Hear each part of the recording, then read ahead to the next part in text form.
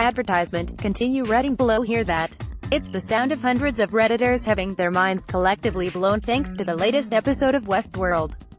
This week, the show took a trip back to ye olden days and gave us insight into the park's creation. But before we jump into what happened, let's go over the time periods we'll be dealing with. 35-ish years ago, when Arnold and Ford were trying to find investors. 30-ish years ago, after William's first visit to the park. The 2-week period following Ford's death. 35-ish years ago, HBO. Remember all those shots of Dolores wearing contemporary clothing? Turns out they're from a trip she took into the real world when Arnold and Ford were trying to secure investors.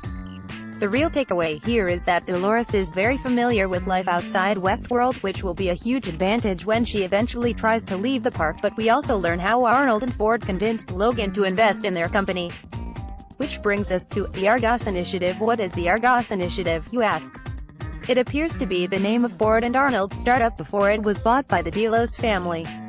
To impress Logan, the robot-obsessed duo have Angela stage an elaborate cocktail party, wherein the prodigal Delos son is tasked with figuring out who's a robot and who's human. Naturally, it turns out everyone at the party is a robot, and Logan's duly impressed. Also naturally, he has a mini orgy with several hosts including Angela. FYI, there are some recognizable faces at the party, including that of Clementine. Getty Images. I think the show's focus on robots assimilating into regular society and tricking humans is extremely important when taking into account other moments in this episode, so please keep this in the back of your mind as you keep reading. Advertisement. Continue reading below. 30-ish years ago now know that after his first trip to Westworld, William took his father-in-law James Delos on a quick visit to the park and convinced him to invest even more money into the business. Flash forward an undisclosed amount of time and James decides to retire from Delos, giving William room to take over. Which brings us to James's retirement party, where several key events take place. 2. We find out William is married to an America's Top Model contestant. Just kidding, but only kind of. Remember when a Westworld fan discovered that the dusty old photo of William's wife Peter Abernathy found the one that introduced us to the "doesn't look like anything to me" line in the pilot was actually a Getty stock image of Claire Anabia from Cycle 10 of America's Next Top Model. The best part of the Westworld pilot is the secret stock photo cameo by America's Next Top Model Cycle 10 contestant Claire.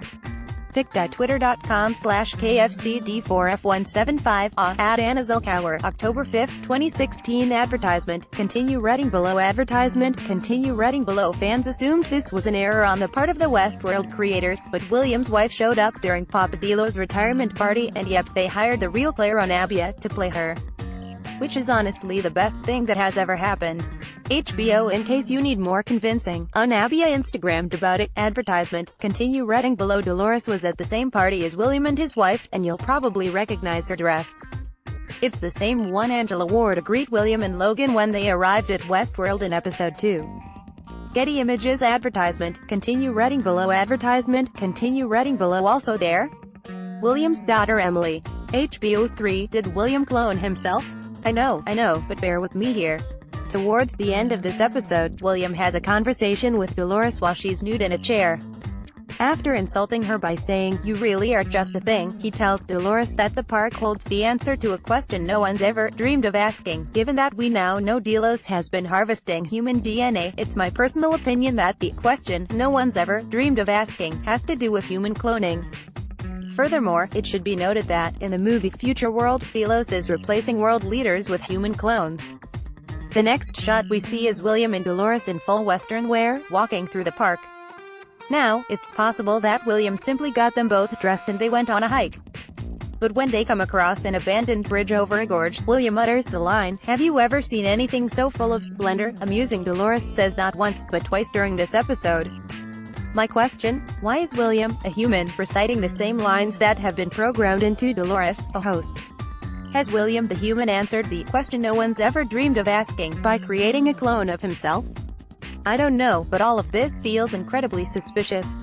Advertisement. Continue reading below. Circa 2 weeks ago, Dolores and Deadeye. There isn't much to theorize about with Dolores this week, but I'd argue that her behavior is less about control and more about awakening her robotic friends. Yes, she's playing God by killing and reviving the hosts so they help her fight Delos, but remember, Dolores knows the key to waking up hosts is repeat trauma. I'm willing to give her the benefit of the doubt here. Advertisement, continue reading below. Advertisement, continue reading below. HBO advertisement, continue reading below. The Man in Black Ford continued to troll the Man in Black this week by once again inserting himself into his narrative via host proxy. This time Ford was lurking in a new El Lazo, a character once played by TMIB's good friend Lawrence, this time portrayed by Giancarlo Esposito, who muses, "This game was meant for you, William, but you must play it alone," before referencing the ever-mysterious Valley Beyond, and killing himself. What's important here is that Ford's narrative is posthumously running without him, thought it's still unclear exactly how far into the future Ford programmed it. And speaking of things being programmed, we need to discuss the Man in Black. Because yep, I think he could be a host. Or at the very least, Westworld creators are hinting at the possibility. While grabbing a drink with Lawrence, the Man in Black gives a speech that has me convinced the show is entering, surprise, the people you think are human are actually robots territory. HBO advertisement, continue reading below. Advertisement, continue reading below. They wanted a place hidden from God. A place they could sin in peace, he says. But we were watching them. We were tallying up all their sins. All their choices. Of course, judgment wasn't the point. We had something else in mind entirely. Does this not sound like something Dolores would say? And who is we, exactly? Is it the members of Delos who are in cahoots with the Man in Black? Because last time we checked, he had few clear allies, not even Charlotte Hale seems to like him. Or, is the use of we a subtle indication that the Man in Black is looping himself in with the robots? I'll admit I'm less convinced the Man in Black is secretly a host than I am convinced that William cloned himself, but the events in this episode have made it abundantly clear that infiltrating the modern world with robots was always part of Ford and Arnold's agenda. I mean, look at Bernard.